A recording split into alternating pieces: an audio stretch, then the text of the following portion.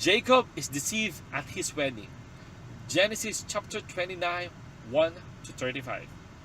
Jacob was fleeing from his brother Esau and on his way to stay with his mother's brother Laban in Haran. He was also hoping to find a wife. At Bethel, God told him in a dream that he was with him and everyone will be blessed through him and his descendants. As Jacob came close to Haran, he saw a well covered by a large stone and 3 flocks of sheep grazing nearby. Jacob asked the shepherds, "Where are you from?" "We're from Haran," they replied. "Do you know Laban?" Jacob inquired. "Yes, and he is well," they answered. "Here comes his daughter Rachel with his sheep." When Jacob saw Rachel, daughter of his uncle Laban, he rolled the stone away from the mouth of the well and watered his uncle's sheep. He told Rachel who he was, kissed her, and wept aloud. She ran to tell her father. Laban invited Jacob to stay with them.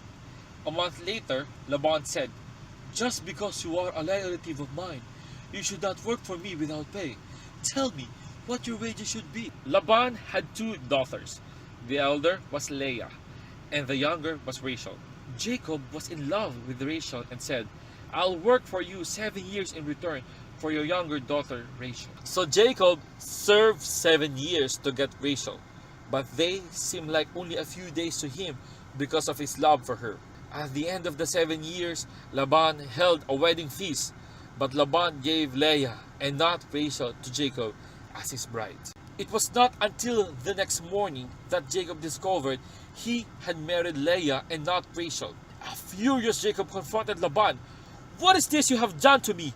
I served you for Rachel, didn't I? Why have you deceived me?" "It is not our custom here to give the younger daughter in marriage before the elder one," Laban explained. "But I will allow you to marry Rachel in return for another 7 years' work." Jacob agreed. A week later, Rachel became his wife also. Jacob worked another 7 years for Laban.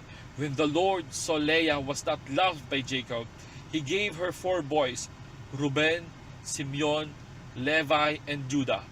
Rachel, however, remained childless.